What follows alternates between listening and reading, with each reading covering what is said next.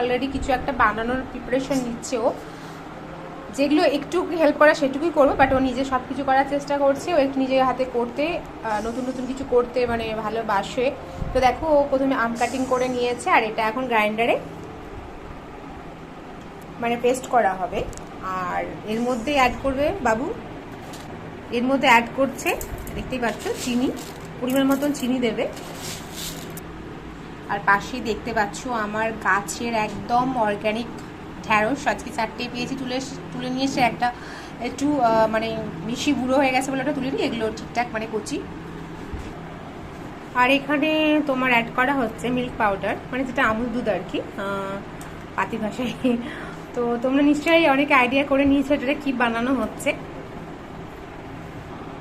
আর এর মধ্যে এখন অ্যাড করা হচ্ছে আমুলের ফ্রেশ ক্রিম। তো এবার এটাকে গ্রাইন্ড করে নিই। তো অলরেডি দেখো গ্রাইন্ডার করা হয়ে গেছে, আর একটা যা স্মেল বেরোচ্ছে না এখনই মনে হচ্ছে পুরো চেটে পুটে খাই। তো তোমরা বুঝেই গেছে যে এবারে কি, হ্যাঁ তানি বানাচ্ছে ম্যাঙ্গো আইসক্রিম।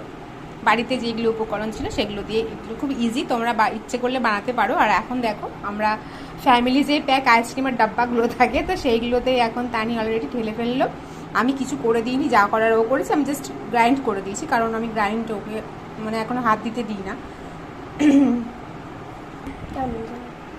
তো অলরেডি আইসক্রিমের ডাব্বার মধ্যে পড়ে গেছে সব কিছু মাল মশলা। এইবারে এর ঢাকা লাগানো হয়ে যাবে। তোমরা দেখতেই পাচ্ছ এর আগে এটা কিন্তু ফালুদা ফ্লেভার না। হ্যাঁ এটা, হ্যাঁ যেটা দেখতে পাচ্ছ অবশ্যই এটা একটা আমুলেরই আর একটা ফ্লেভার ছিল, যেটা খাওয়া কমপ্লিট করে গিয়ে ডাব্বাটা পড়ে রয়েছে। আর এটা এখন চলে যাবে অলরেডি। তো অলরেডি দেখো এখন চলে যাবে এটা ডিপ ফ্রিজের মধ্যে। অলরেডি দেখো ফ্রিজ থেকে বার করা হয়েছে, আর তোমরা দেখে বুঝতেই পারছো এটা পুরো কিন্তু জমে গেছে। তো অলরেডি ম্যাঙ্গো আইসক্রিম কমপ্লিট, তানির তৈরি। আর সকালবেলা খেয়ে দেখবো না, জাস্ট বার করে দেখলাম, তো হ্যাঁ ঠিকঠাক জমে গেছে। তো অবশ্যই এটা তো টেস্টি হবেই।